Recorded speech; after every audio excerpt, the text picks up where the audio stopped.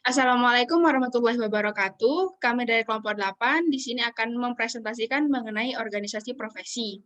Di kelompok 8 sendiri terdiri dari 5 orang, yaitu yang pertama adalah Muhammad Farhan Aziz, Izatul Adnania, Nikade Lucy, Lailatul Fajriati Farah Hasibah, Putu Eva Silvia Dewi.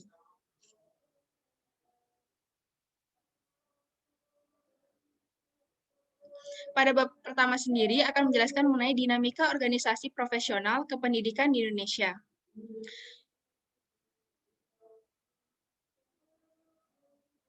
Dalam kepustakaan internasional, organisasi profesional lazim dikenal sebagai professional association, professional body, professional organization, atau professional society.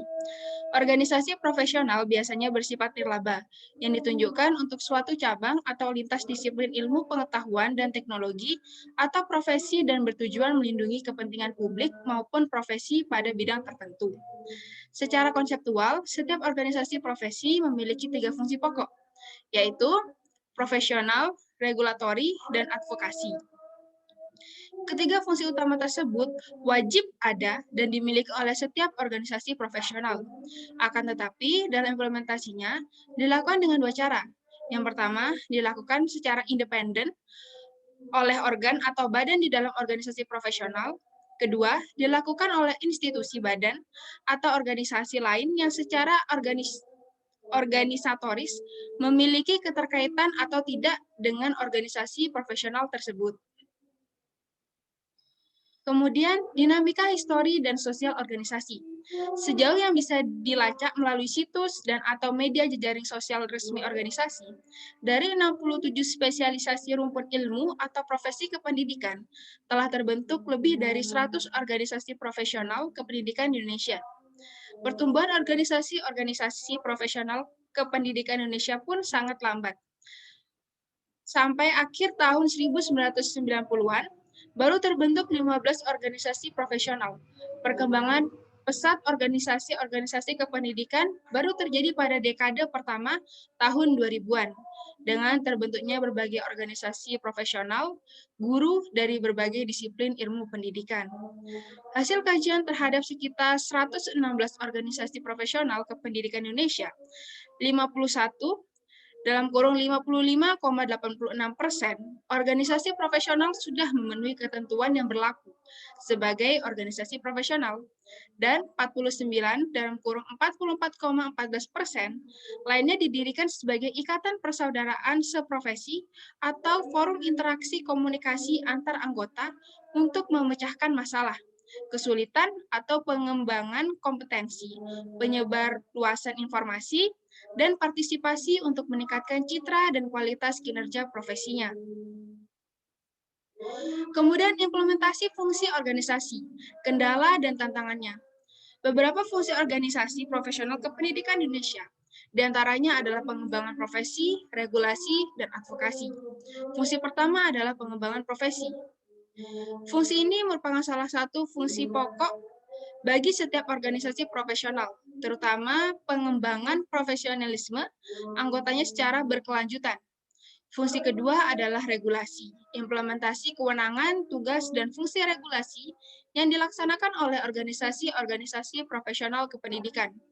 Fungsi ketiga adalah advokasi, implementasi kewenangan, tugas, dan fungsi advokasi oleh organisasi-organisasi kependidikan seperti advokasi dalam bidang hukum dan juga regulasi. Untuk lebih meningkatkan kinerja pelaksanaan fungsi-fungsi organisasi, setiap organisasi profesional kependidikan secara berkelanjutan perlu lebih menguatkan kepemimpinan organisasi, profesionalisme, dan komitmen berorganisasi.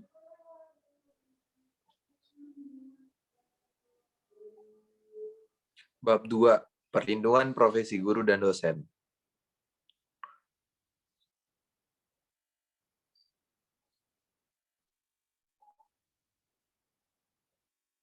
Perlindungan profesi guru, pembangunan fasilitas nasional Indonesia. Pembangunan pendidikan nasional Indonesia mendapatkan kekuatan dan semangat baru dengan disahkannya Undang-Undang Republik Indonesia Nomor 20 Tahun 2003 tentang Sistem Pendidikan Nasional. Pengesahan undang-undang tersebut membawa konsekuensi dan implikasi terhadap pendidikan, termasuk guru. Pasal 40 undang-undang tersebut menyatakan bahwa pendidik berhak memperoleh perlindungan dalam melaksanakan tugas dan hak kekayaan intelektual. Kekuatan dan semangat penyelenggaraan pendidikan juga makin bertambah dengan telah diberlakukannya Undang-Undang Nomor 14 Tahun 2005 tentang guru dan dosen.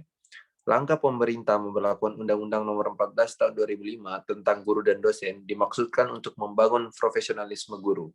Substansi materi yang diatur dalam undang-undang ini adalah memberdayakan dan meningkatkan kualitas guru secara terencana, terarah, dan berkesinambungan, sehingga profesi guru perlu dikembangkan sebagai profesi sejahtera, bermartabat, dan terlindungi. Dalam melaksanakan tugas keprofesionalan, guru memiliki kebebasan dalam memberikan penilaian dan ikut menentukan kelulusan, penghargaan, dan atau sanksi kepada peserta didik, sesuai dengan kaidah pendidikan, kode etik guru, dan peraturan perundang-undangan.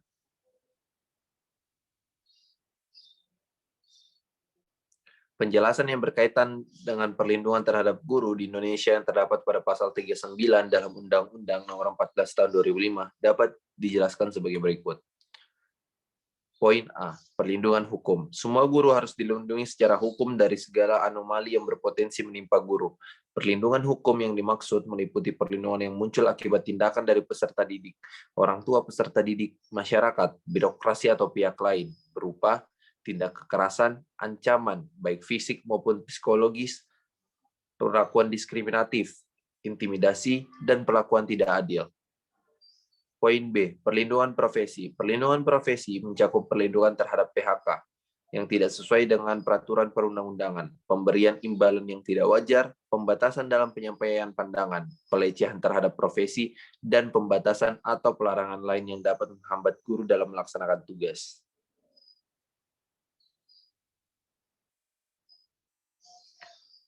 Poin C, perlindungan kesehatan, keselamatan, dan keselamatan kerja.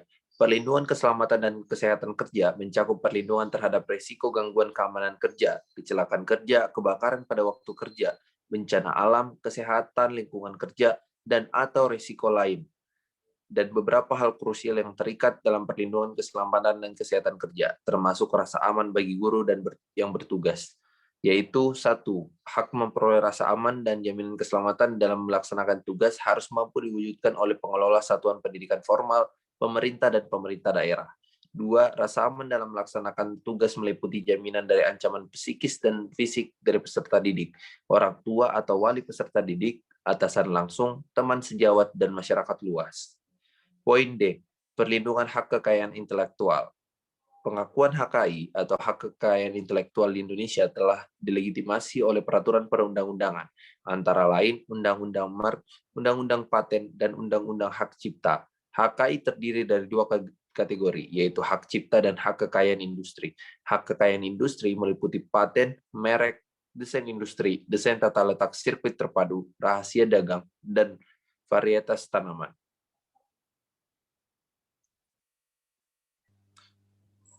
Selanjutnya di bab 3 ada implementasi kebijakan organisasi PGRI dalam mengembangkan profesionalisme guru di Kecamatan Wagir, Kabupaten Malang. PGRI adalah perkumpulan yang berbadan hukum yang didirikan dan diurus oleh guru sebagai wadah untuk mengembangkan profesionalisme, memperjuangkan perlindungan hukum dan perlindungan keselamatan kerja, serta menghimpun dan menyalurkan aspirasi anggotanya. Menurut UU Guru dan Dosen Bab 3 Pasal 7, seseorang yang berprofesi sebagai guru diharapkan menjadi anggota organisasi profesi PGRI yang merupakan wadah atau tempat dalam mendukung tugas dan profesi sebagai guru. PGRI Cabang Wagir merupakan salah satu organisasi profesi bagi guru yang ada di Kecamatan Wagir, Kabupaten Malang. Melalui penelitian ini, penulis ingin mengetahui implementasi kebijakan organisasi profesi PGRI Cabang Wagir dan apa saja yang telah atau sedang akan dilakukan. Metode penelitian menggunakan pendekatan kualitatif deskriptif karena penelitian ini berusaha untuk mendeskripsikan dan menganalisis fenomena, peristiwa, aktivitas sosial, sikap, dan persepsi seseorang atau kelompok. Metode observasi, wawancara, dan dokumentasi. analisis dan pembahasan. Berdasarkan hasil penelitian yang diperoleh melalui dokumen yang dimiliki oleh organisasi PGRI, bahwa dasar kebijakan organisasi PGRI yang digunakan sebagai landasan organisasi PGRI dalam pelaksanaan segala tugas, peran dan fungsinya adalah menggunakan hasil keputusan Kongres ke-20 PGRI tahun 2008 yang di dalam pelaksanaannya mempertimbangkan UU RI nomor 8 tahun 1985 tentang organisasi kemasyarakatan, UU RI nomor 20 tahun 2003 tentang sistem pendidikan nasional, UU RI nomor 14 tahun 2005 tentang guru dan dosen, Keputusan Presiden RI nomor 78 tahun 1994 tentang Hari Guru Nasional. Konsep dan kebijakan organisasi PGRI telah diimplementasikan melalui peran dan upaya yang dilakukan PGRI Cabang Wagir melalui program-program yang telah dicanangkan, baik program yang masih direncanakan, sedang dilaksanakan, sudah dilaksanakan, maupun yang belum dilaksanakan. Dalam kurun waktu 5 tahun masa bakti kepengurusan PGRI, tak jarang terjadi masalah dalam beberapa program yang sudah direncanakan. Hal tersebut diatasi dengan musyawarah melalui rapat kerja yang diadakan minimal 1 kali dalam setahun. Diharapkan melalui kegiatan-kegiatan yang dilakukan PGRI tersebut dapat menuntaskan semua program-program yang telah dicanangkan.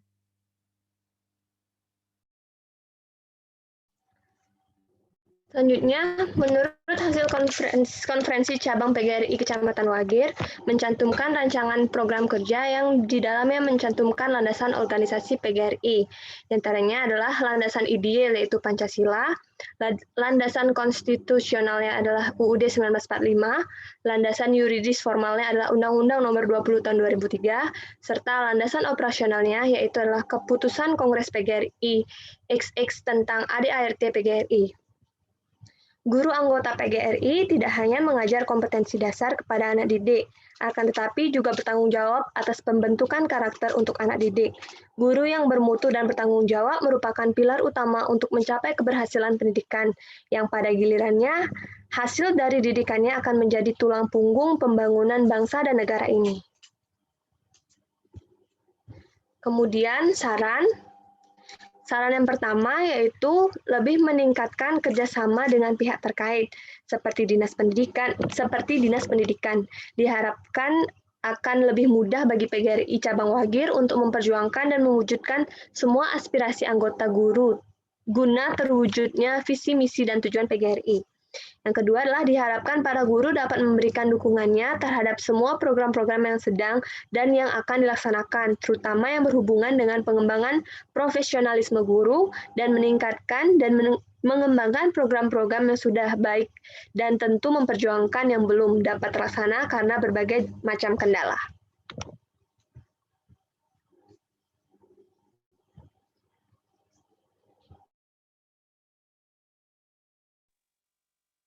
Baik, selanjutnya yaitu problematika guru dalam pengembangan media pembelajaran. Next.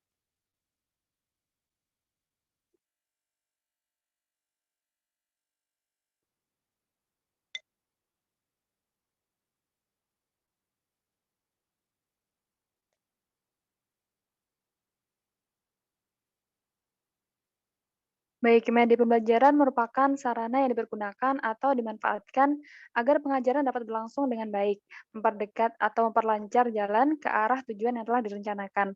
Bagi siswa, seringkali materi yang bersifat selalu abstrak membuat mereka bingung.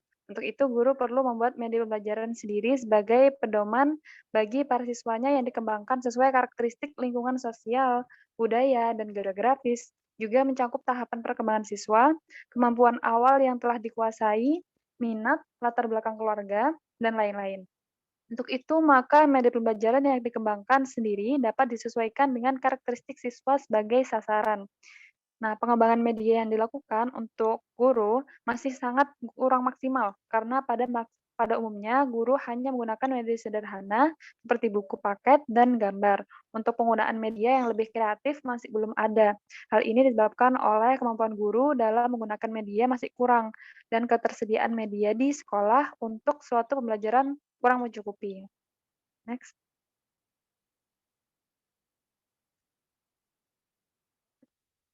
Nah, selanjutnya untuk manfaat modul pembelajaran sendiri, itu dapat mengatasi keterbatasan indera, ruang, dan waktu. Objek atau proses yang amat rumit yang tidak dapat dilihat oleh indera dapat kita sajikan dengan mikroskop, film, slide, atau gambar.